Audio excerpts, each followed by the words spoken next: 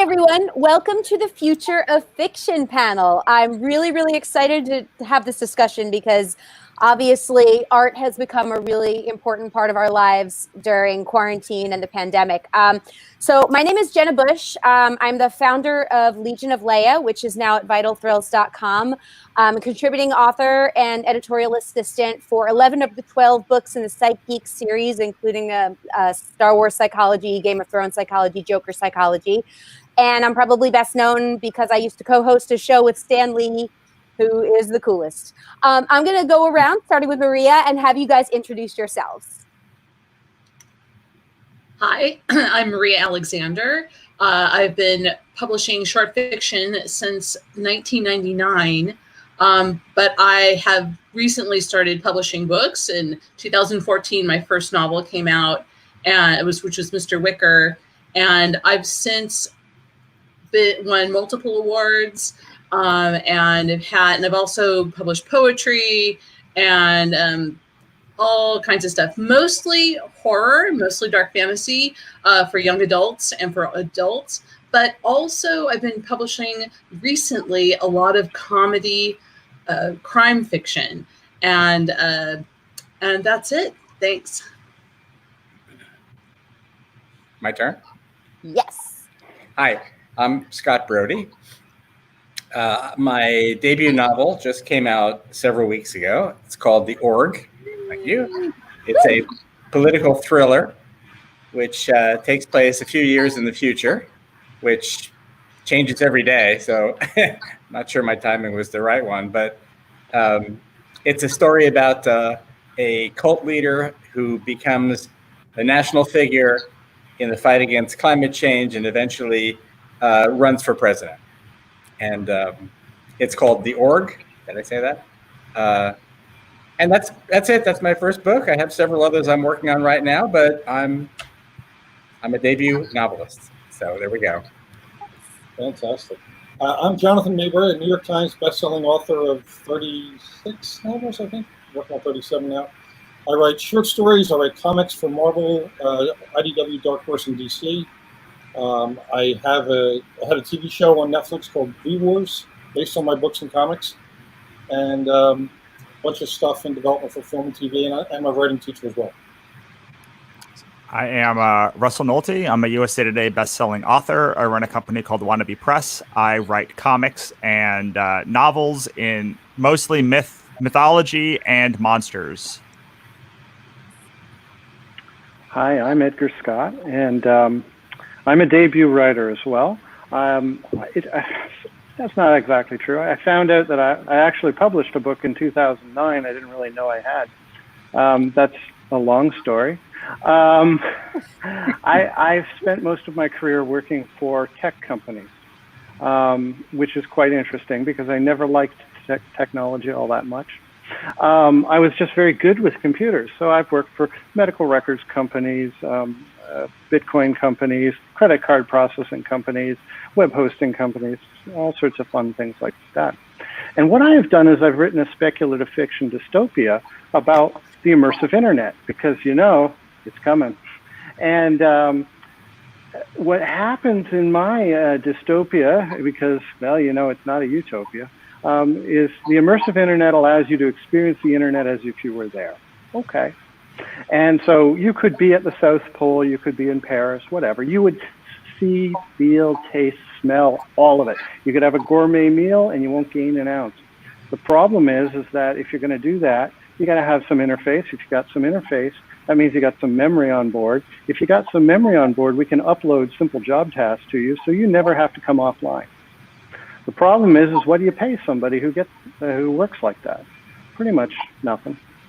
So my story is about two men who realize that they don't actually have any meaning in their worlds, and they try to get out of this new working class that they found themselves either being pulled into or found themselves in. And that's my novel. It hasn't come out yet, but we're working on that. It takes a village. We'll get it done. All right, thank you. Nice. Okay, so I'm going to leave all of my questions open to everybody. So jump in whenever you want. But let's start off with this. I know there's been a lot of pressure from celebrities and things like that online about how we should be productive during the pandemic. We should be writing or learning a language or all of that. And I don't know about you guys, but that sounds easier than it actually is. So I'd love to know what you're doing with your pandemic time and how you're getting yourself inspired. Well, I'll jump in on that. I'm a full-time writer, so there isn't that big a change in my daily life. I'm typically anchor chained to my desk for 8 hours a day writing. I've actually had more work come my way in the last few months, so this is actually the biggest year of my life. So I'm not having a lot of leisure time.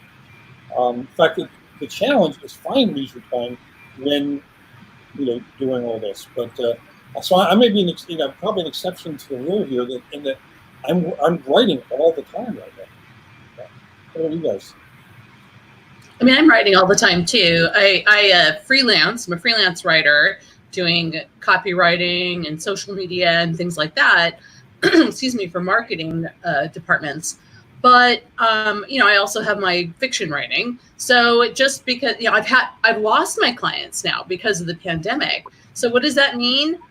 I'm writing fiction all the time. And when I'm not writing fiction, I have been binging Bewitched, for example. Just silly comedies, because it's been really, really intense. It's been, there's been a lot of anxiety, a lot of depression, off and on. I have good days and bad days, but I'm just doing what feels good, some things to support my mental health.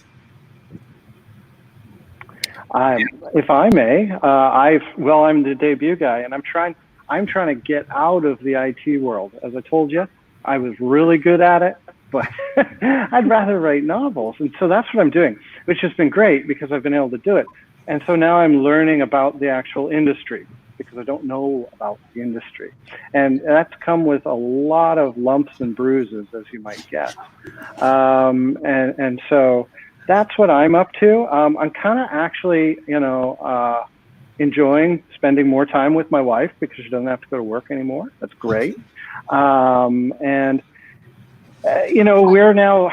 was always a command line guy as a computer guy. Now I've got to get into the graphical world of Instagram and make things pretty and all that stuff. So a little bit of a change. Thank you. I guess we're going round robin, so I can say how much I absolutely abhor and hate this idea that we have to be productive in this world. I want to literally jump through screens and strangle people who are talking about this, because you wouldn't say if you were going through a massive fire that you don't forget to be productive now. I've just had 70% of my business literally lost in 2 weeks, and I know people who have lost their houses, who've lost their family members, who've lost their livelihoods. And the fact that a bunch of celebrities and a bunch of people are being don't forget to be productive during this time. Forget about it. It's instead of peddling in fear, they're now peddling in guilt. And I don't like it. Same. Yeah. For me, first of all, I haven't given up my day job. And that has continued, luckily for me. So I work all day. I do my writing at night or over the weekends. I'm trying to keep going, but so much of what we're dealing with now, I think, is changing our day-to-day life. And like, what's it going to look like a month from now and a year from now? And how is what I'm writing going to fit in with that? So it's hard. I write and then I stop and go watch something on TV for a while, and go back or play with a dog or talk to my wife or whatever.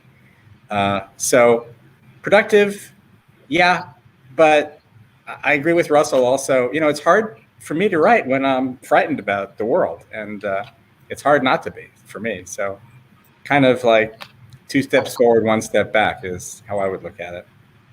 Hey, I think putting on non-pajama pants is being productive these days. So, that's what I'm doing. That and feeding squirrels. So, during different times of stress in our country and around the world, people generally escape into fiction.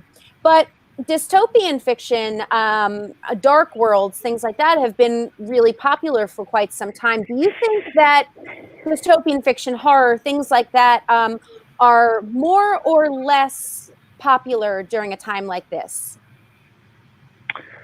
Well, I'll take a stab at that one. I don't think it makes much of a difference. It's just that we're able to consume video more. With respect to a dystopia, though, I tried to write a dystopia that, if you look at it the right way, it's very inspiring. But because I don't think just being dark for the sake of being dark is productive. However, that's genre fiction, and it can work. So that's what I think very quickly about, is there more of it? We consume more. Yes, we watch more video. And yeah, I read more books now because I got a bit of time.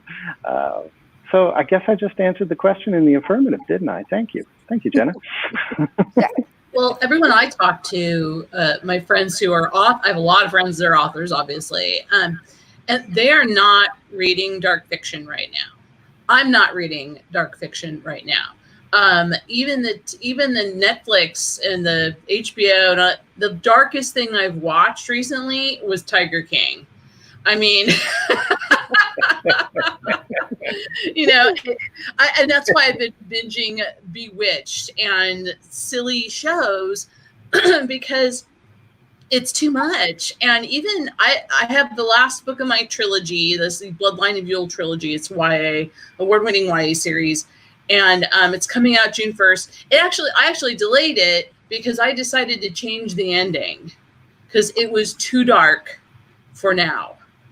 I was like, I'm not releasing this book with this ending now. There's just no way. I felt like a rock in my stomach every time I thought about it. And I think that, and like I said, people I'm talking to who normally read noir and horror, and we're all like that. Not doing it. Science fiction, fantasy, escapism, like pure escapism. Yeah, I'm kind of in a slightly different lane than that. In that, one of the reasons I actually do read a lot of dystopic fiction and apocalyptic fiction, and I know that a bunch of my readers also, not just readers of me, but readers I talk to, like it because fiction has a better third act often than the real world, and things get bad, but there's a solution. So there is a thread of optimism, kindles your optimism, knowing that the good guys can win in the end, and we're one of the good guys. Now, I say that, but at the same time, there's a bit of irony going on. I have a comic that I started last year with IDW called Pandemica, and it is about a global pandemic, and most of it takes place in the United States. The fourth issue of it, the fifth issue rather, the one that wraps the storyline with a hopeful ending, is delayed because of the pandemic. The irony of that's not lost on me. That's the sort of thing. It's like, all right, well, yeah, universe, but so people want that happy ending, but in this particular case, they won't get it right away. But I do like stuff, some dark material. I do like things that have a passage through darkness, but with an ending with a bit of light at the end. I agree with what Edgar said about writing, dark stuff for its own sake. No, I'm not a nihilist. I'm not a downbeat writer, even though my stuff has a lot of dark and a lot of edge to it, there is the possibility in all these stories that things will work out, and it's usually because of the characters, which are our point of view, are able to get involved in and do something about it. And I find that very hopeful. So I'm continuing to write that sort of stuff, and apparently it's still selling, but at least with the comic end of it, it's not getting to comic book stores. Yeah, I mean, if you look at media as a whole, you see that it kind of works in a counter-cyclical cycle. When things are going well, people are reading darker. When things are going badly, people are reading lighter. So it's been that way for as long as I've been alive, almost 40 years now, and probably further back than that. So I can imagine that when people are in a bad time, they want more escapism, and when they're just because that's how it's been in television and movies and most media since at least the dawn of the 80s. And for me, I really agree with Johnathan. I always try to write, like, I call it hope in the hopelessness, so that there's a through line of hope even when things are getting very, very, very dark for people. Yeah. So yeah, I would say that probably for now, maybe release your cozy mystery, or your with the baker, or go and read your bright book, but don't. There's going to be a time when we're all through this, and then we're going to forget that it was so dark, and we're going to be looking for that darker stuff again. Well, let's hope that's true. Certainly not forgetting about it. Oh, I'm sorry. Yeah. I did want to point out that there's a lot of really dark stuff in Snowblind. Don't get me wrong. It was just the ending. So I felt needed a little, a little bleach. needed a little lightning. Well, oh, go ahead. No, go ahead. Oh, so we're in an age where we have so many shows that it's even with everyone being out of work right now, people still aren't caught up. So with all of these options we have in terms of video, why is it, do you think, that every person I talk to online says, "Oh, I just went through 6 books"? Why are we still reading? Because reading gets you away from media. Media, you get to open a book and be away from all of the other things that bombard you. Your phone. You don't need your phone to read. You don't need your TV to read, and all of those things come with. I mean, there's some bad crap on all that stuff. Social media is a net negative. I love social media, and it's a net negative even for me at the current moment. So your phone has a kind of bad intonation. Your television is feeding you bad stuff often, and a book is a way to escape all of that stuff and sit down with an object or with your Kindle even, and be away from all of those things. I was listening to the Tim Ferriss show, and he was talking kind of about how he's gotten back into fiction because it's a way to escape. Even really realistic fiction is a way to escape, because you are no longer tethered to the things that are bringing you down.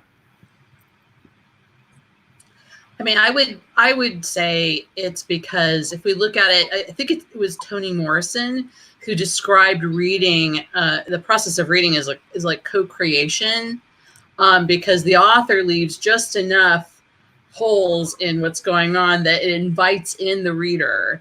And I feel like when I'm reading, I'm not totally passive. I am actively involved in what's going on, and therefore more engaged than I am when I'm watching, Bewitched or whatever the heck I'm watching on TV. So it's a much more absorbing activity than anything else. So I need more of it now than ever. Yeah, I agree. When I read for pleasure, I tend to listen to audiobooks because I'm always doing something else, whether I'm hiking or whatever else around the house.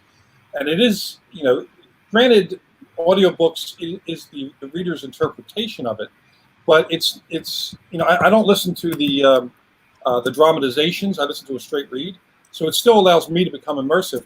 But I do like sitting down with books. We all do, because That's immersive on a truly organic level. You know, it's not a multi-platform thing where you have the scriptwriters, the sound effects, the visuals, the acting. It's you interpreting it, co-creating, as Maria pointed out. That co-creative process is something I first discovered with The Haunting of Hill House, which I read when I was 10. That book doesn't give you enough to have a clear answer. I mean, she doesn't fill in all the blanks, so I had to fill it in.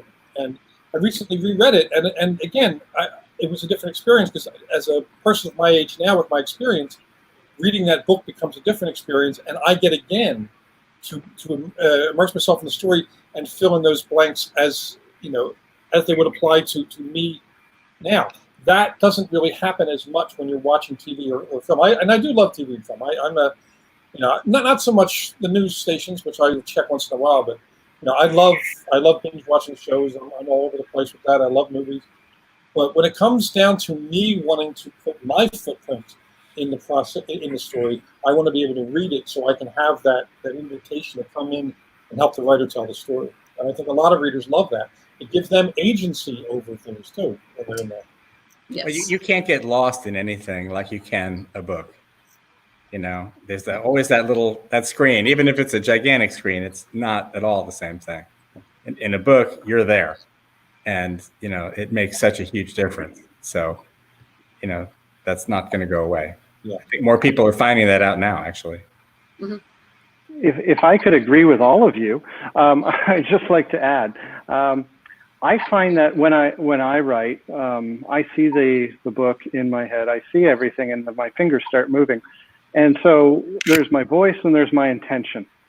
And so when you read a book, the reader has to have an intention that meshes in with mine. And so it means the same book means different things to different people. Whereas an audiobook or a movie or a television is somebody's interpretation thereof. And so somebody else has put a filter in the way, whether they meant to or not. So when you read a book, you get the unfiltered intention of the writer.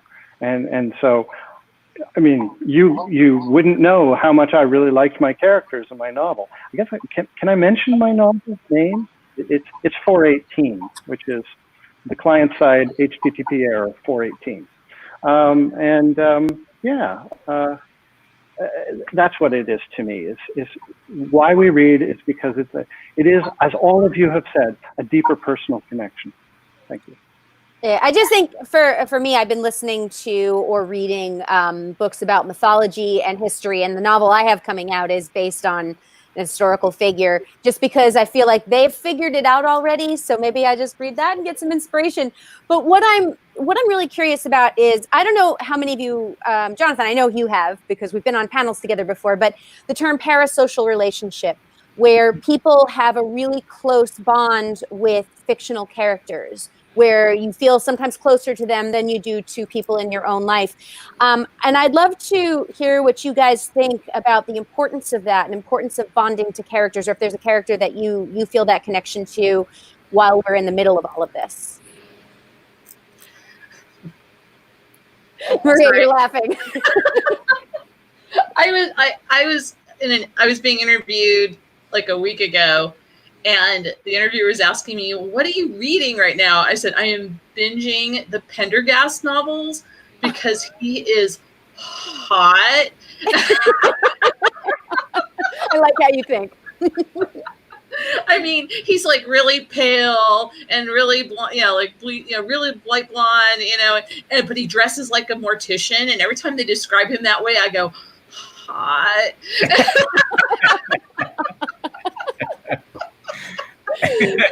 That's awesome. He's my escape. He is my parasocial relationship right now. For me, by the way, that's Douglas Preston and Lincoln Child. If people that are not familiar with their books, they're brilliant. They're really brilliant. They're great books. Yeah, the fact I always relate to it. In troubled times, I do tend to drift back to comfort reads, books that I have read many, many times. For me, it's the Travis McGee novels by John D. McConnell. 21 of them. They were really progressive for their time. His views on race and sex and so on were progressive for their time. They're a little hated out here, probably the person who's 60 for me. But the character is one of those that he's battered by life.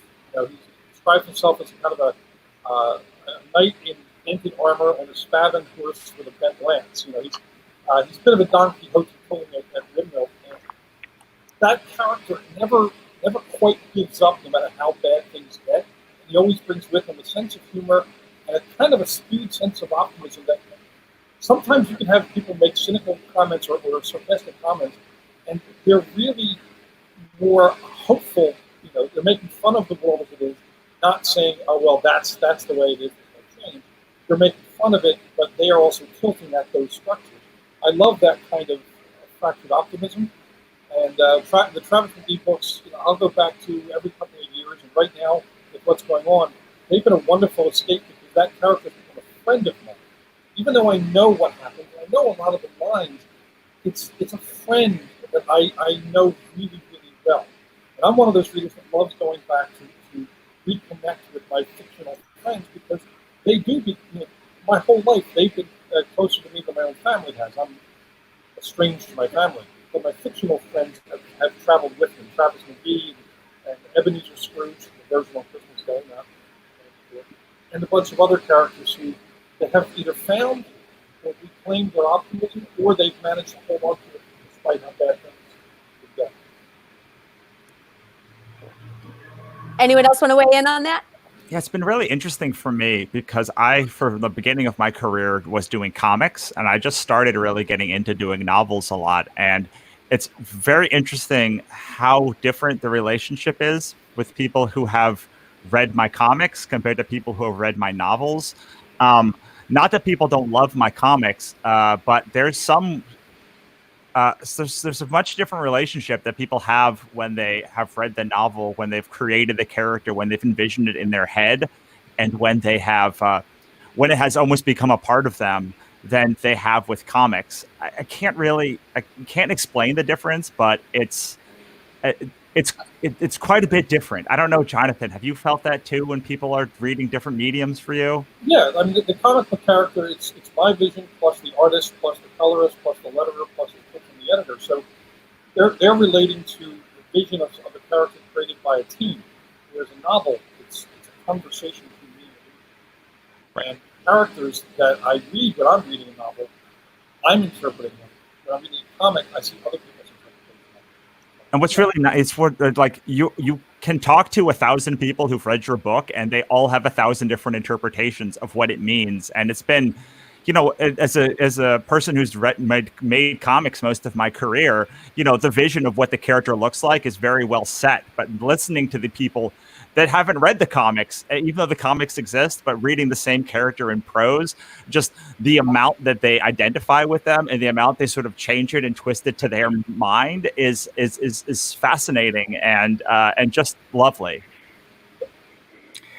Yeah, first time writer, but I find the same thing, that I'm always surprised by what people pick up on when they read the book and start commenting to me about one character or another. It's maybe I'm thinking, you know, this is the main character, this is who's going to get the most comment, and then somebody else does, or they interpret it differently than I do.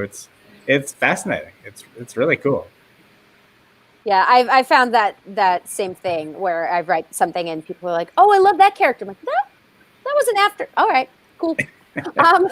And I'm reading all the Anne McCaffrey Kern books again because they're very soothing. Oh, I read those as a kid. Yeah, they're very, very soothing. It just brings back like, oh, I was comfortable with everything back then.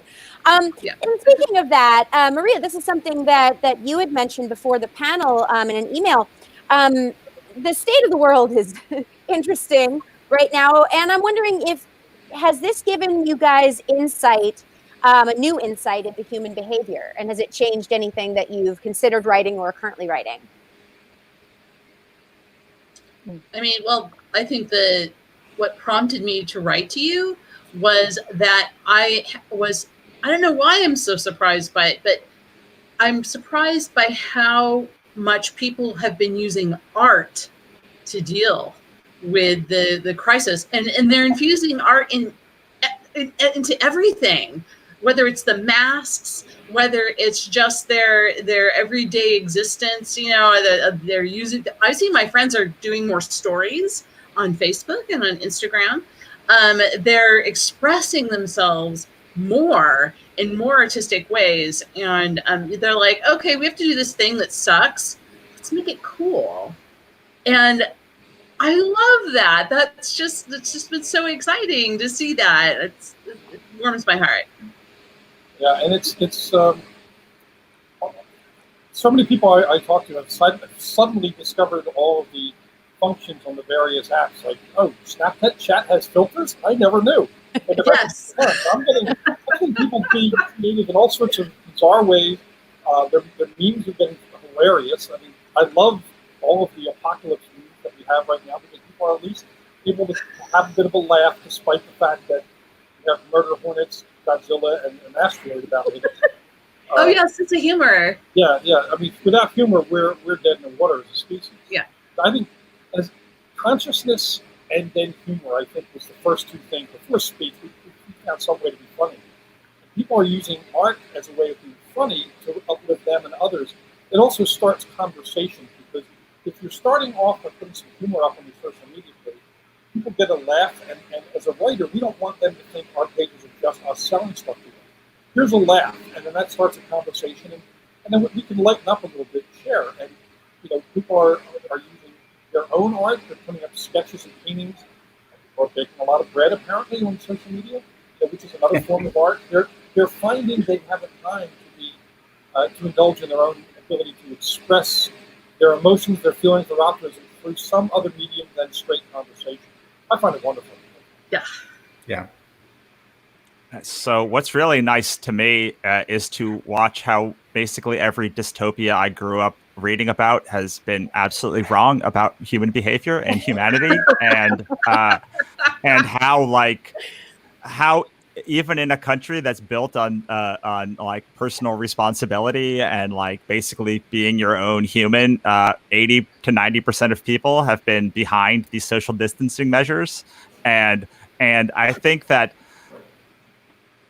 Not to get on a political horse for a second, but like I'm not a big fan of capitalism, and I never thought there would be anything in the entire world that could stop it, that could like stop the wheels in motion from like going forward, and crushing everything around it.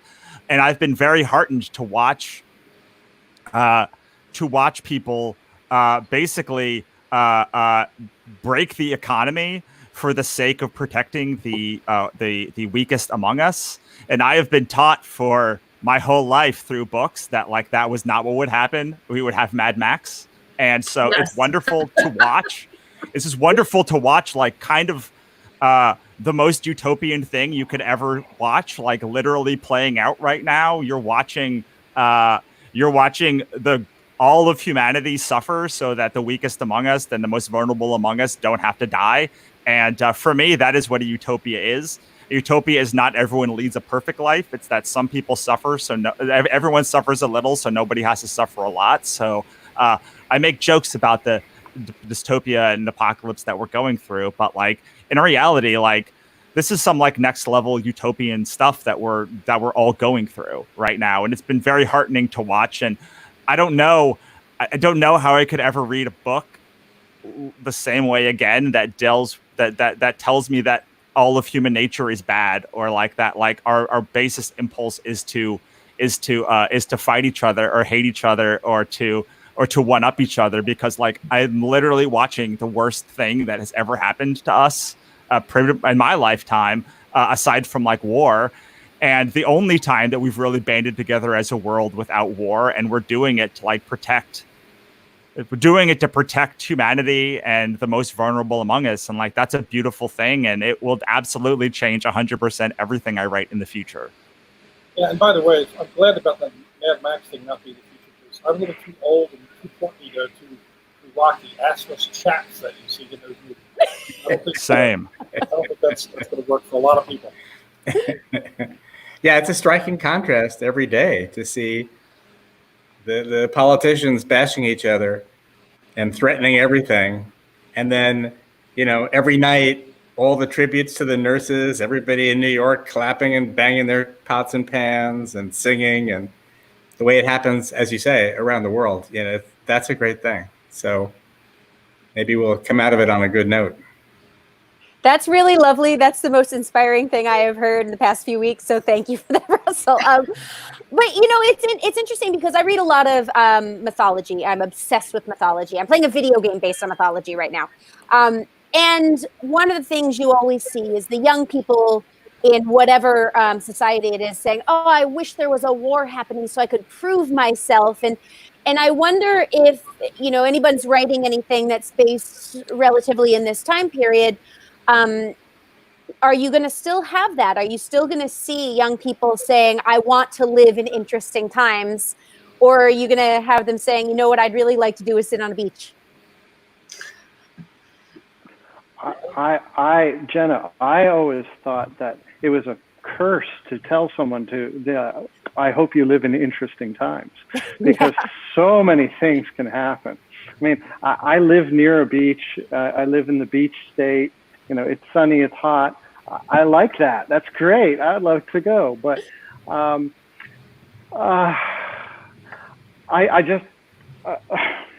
you know what? I've almost lost my train of thought.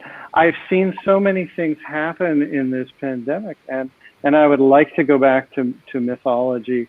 And perhaps I'm just a little bit hawkish and haven't seen all the nice things that everybody's seen. But to me, I'm just inspired that anything that I could think of, somebody's doing. So there is no limits, and I shouldn't censor myself too much. Mythology is, well, they're wonderful stories too. So I love reading them. Thank you. I'll let you be now. Anyone else want to weigh in on that? Yeah, I don't see myself writing that kind of stuff. I don't know anyone else who is. Actually, I'm usually in my young adult fiction, the kids are the ones who have the optimism. The adults are the ones who are kind of holding the past. And now what I'm seeing is a lot of I sound like a crazy old man being off my lawn, but a lot of the younger ones are the ones who are out there not practicing social distancing, not taking the crap, because they're not in the bullseye of this thing, at least predominantly. And that disturbs and disappoints me about vaccination. Same. The fact that I'm disappointed may wind up showing up in one of my YA novels, because that's not how I've envisioned the younger generation handling an apocalyptic situation. And maybe it's because it's not targeting them. Maybe the young feel immortal. But it's a disappointment that so many find it just tedious and boring, and I've had enough. It's like, I've had enough with this volcano. We need to stop right now. That's not going to stop the lava and the ash just because it's inconvenient for you. So yes, I am shaking my fist at those kids on my lawn right now. I have neighbors who they're young people, and they're renting the house next to ours, and they have their girlfriends over all the time. They have parties. And I'm just like, yeah. And I was back there a couple weeks ago. We were having some wiring problems, so I had to have a contractor come to look at it. And he and I have masks on. We're standing far away from each other, and we hear them having a party, and somebody sneezes. So I said, "Bless you." And the girlfriend, it suddenly gets hushed. The girlfriend says, "They can hear us."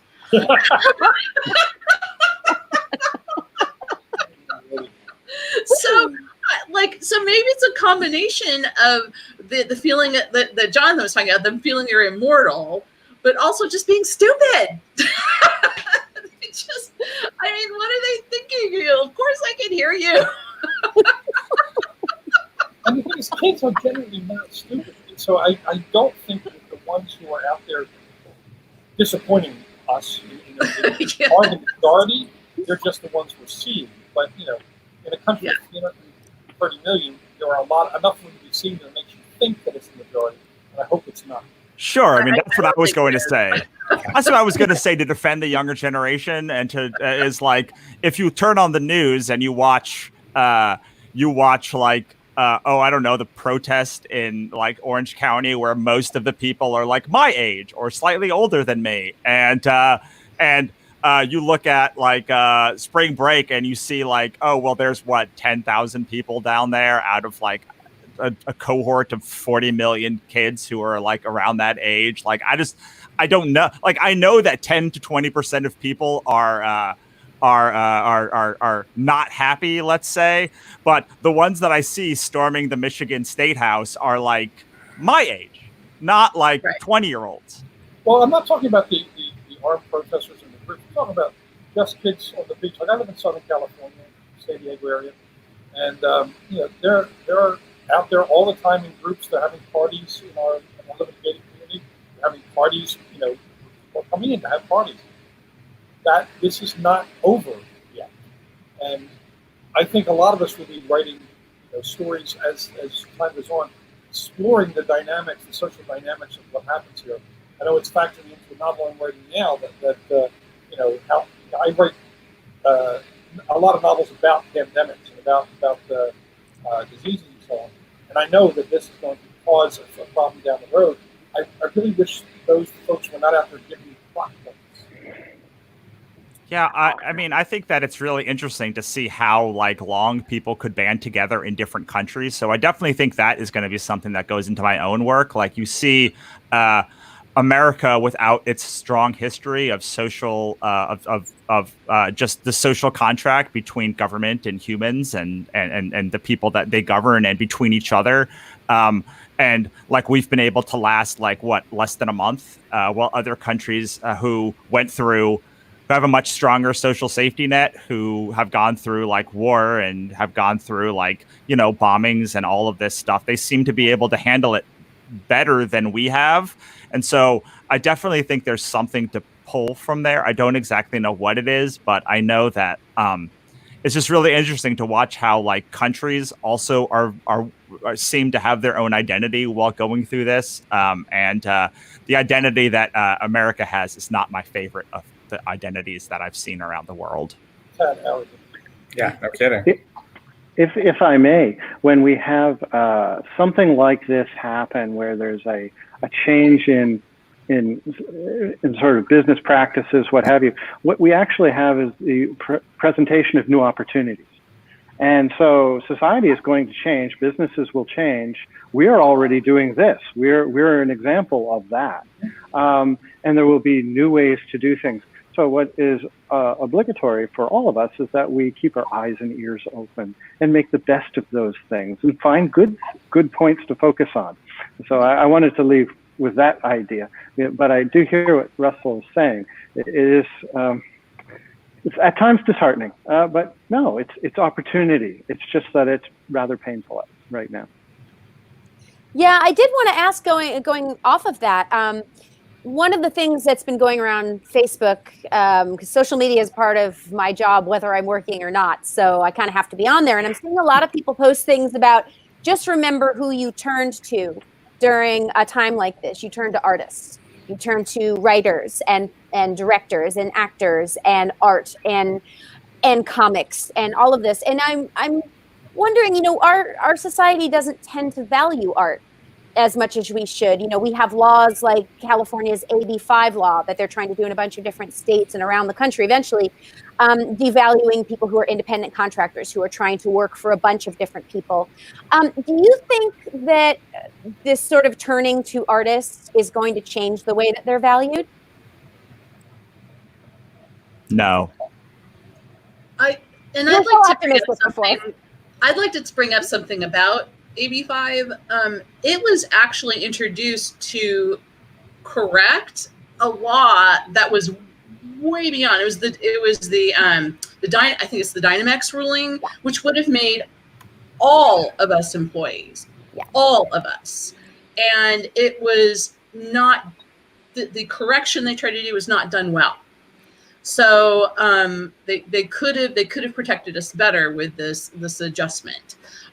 So I think that in their own way, they were trying to value us. They were trying to force other people to value us in a way that we didn't want to be valued. So yeah, I always feel like I need to say that. My husband's a recovering attorney, so I get to hear about this a lot. Yeah, the intention was good. The practice didn't quite the intention work. was good. Right. So I think that people, so I don't know, maybe I need to think about this a little more, let other people talk about how they value. I mean, I think they do value us. But you know, when you're on Netflix and you can just binge endlessly, and they've taken away any kind of what do they call it, like friction, so that you can keep going on to the next show and the next show and the next show. I don't know how, if people, I think Netflix certainly values us. Yeah. Netflix is really investing right now. So, and other streaming services, but other people, I'm not sure. I'm not sure how that's working. Actually, I do think we're being more valued. I mean, not necessarily legislatively, because I think with that situation you guys were talking about, there are more punches to be thrown in that fight. It's not done yet. Right. There are a lot of voices and a lot of voices with lawyers in Hollywood and the book world that are going to be pushing back to try to make some sense of it. Because, like a lot of laws, things are put in place without thinking about the consequences, who else it affects, and so on. And that there'll be pushback on that. But as far as artists, people are really responding and relating to the artists in the private sector with readers, but also in business. I mean, it used to be that the writer was kind of excluded from the whole Hollywood process. Now the writers, king or queen there. They have these IPs, intellectual properties, and that's the new golden fleece here. If a writer has published works in whatever form they can take, suddenly they're a much more marketable thing because of all of these new stations that are needing to fill their hours with content, streaming as well as basic cable. The writer has now become either the source of gold or a part of creating it. And that becomes known to the fans, the readers, the watchers, and they begin to value the artist as well as the art. We saw that with Charlene Harris with True Blood and George R. R. Martin with Game of Thrones and so on. People, those writers became heroes to the people more so than whoever was writing those episodes. So I'm going to now expand on the no comment because I think that there's two different things. Do they attain more value from the thing that they are doing, and are they willing to pay for that value? And they're two separate things. I think that people have put much more value into being entertained now, but while Netflix may be investing in shows, they have made a model where they are paying $9 a month or $15 a month. Amazon KU paying $10 a month to stream as many shows or books or whatever as possible, and that means that people, you have to do a lot more work to make your books or your projects seem worth it. I do think that there's a small cohort of people. I have many lovely, wonderful fans who still buy my books. One of them just dropped almost $200 on books this morning from me, and that's wonderful. I was a lovely, wonderful surprise. But in general, I just did this free comic book day. Johnathan was a part of it, and most of the responses were how wonderful it was. I got way too many yelling at me for not having enough comics or not making it easy enough to access the free comics, or wondering why other stuff wasn't free. And as someone who just went through this, I think there's a place for free, obviously, because I literally just sponsored this alt free comic day. I give my books away for free often, but I think that the readers are, you could literally go on Amazon right now and never buy a book again, just with free books that are available. Not even pirating books, or you could literally spend the rest of your life never paying for a book again and just getting free books from Amazon. And so while we do have more value, I think, than we probably did a couple of months ago, if you actually monetize that value, I am not sure that the value has gone up. And especially because about every author I know started giving tons of books away for free right after the pandemic. I'm not sure artists and writers are doing themselves any favors either by assigning value to their books. Well, thank you for your thoughts, people, because I'm new here and I've just escaped the IT world, and most of the IT companies will put this little piece of boilerplate in your employment contract that says any piece of intellectual property that you make on your spare time belongs to us, which would be my novel. I had to turn down a contract with Walmart Labs, actually, as a UX writer, because they had that in their contract. And I said, I can't do it. They would have owned Snowblind. I couldn't have them own 418. It's what I put my heart and soul into that. I could not do that. And so, I'm just looking forward to getting it out. I'd love to give all of you a copy, but but I do hear what you're saying. It's frustrating when you might see, but it hasn't happened to me, somebody giving away your work. I haven't had to burn that bridge yet. So I'll look to all of you when I get there, and I'm asking the same question. But thank you for your thoughts. Yeah, I've started to hear things where, my day job is writing as well. I write for Sci-Fi Wire and for Vital Thrills and for all these different sites. And it's interesting because the model's different. You get paid a fee and then your work is free online. So it's not fiction for the most part. It's mostly not, but it is a sort of an interesting model. And I've heard rumblings of shifts that way, but it doesn't make any sense. But I know we're getting really short on time. So before we wrap, I'd love to go through the same order we introduced ourselves and just tell us where we can find you on social media. Let's see. For me, Twitter, I'm Lamopan, Lamaupin. I'm on Twitter. I'm on Pinterest. I'm on Instagram, also as Lamopan. Again, but you just put my name in. I'm on Snapchat as Lady Euthanasia. You can find me anywhere. But I will say I have done some social media distancing, as we've talked about, like getting away from social media so you won't see as much. So, but definitely stick me out on Instagram and my blog, which is on mariaalexander.net. Nice. Okay, Scott. For me, my book is called The Org. It's listed on Amazon. I've got Twitter and Facebook pages. A lot of stuff going on there. And that's where you can find me. Yeah, I'm all over the net as well. As long as you spell my name right, most people have a habit of putting a Y in the middle. It's not M-A-Y, it's M-A-B-R-Y.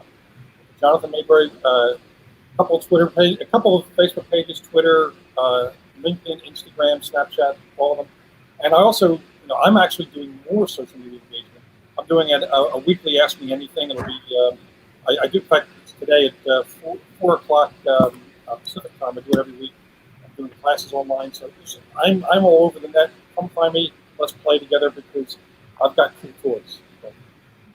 And I am all over the net too, but if you actually want to interact with me, I'm pretty much only do my interacting on Facebook, a little bit on Twitter, and sometimes I check Instagram. The best place to interact with me, though, is on my mailing list. I send a weekly email that is quite detailed about a bunch of stuff that I'm thinking about in the moment.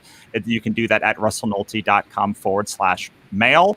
And you also get some of my comics and short stories for free as well. Well, I spent years working for medical and all that stuff, so I was offline. So I'm very new to online. So you can find me on Instagram. I'm Edgar Scott Wright. I'm E Scott Wright on Twitter. I've got my domain name edgarscottwright.com. That's getting put together. So things will be coming out. I wish I could tell you more. I'm not on Amazon yet. I got to keep the book. It's still being cooked, but it's 418, and that's me. And I'd love to hear from any of you. Thank you. Awesome. And you can find me on Twitter and Instagram at Jenna Bush, BUSCH, like the beer, not the president. which I say because I get a lot of stuff for the former president's daughter. And on Facebook, I'm either Jenna Bush public page or Jenna Bush 13. I respond to both of them. And thank you all so much for being on the panel. And thank you to all the people watching this. And stay safe. Jonathan. And everyone be fabulous. Bye, guys.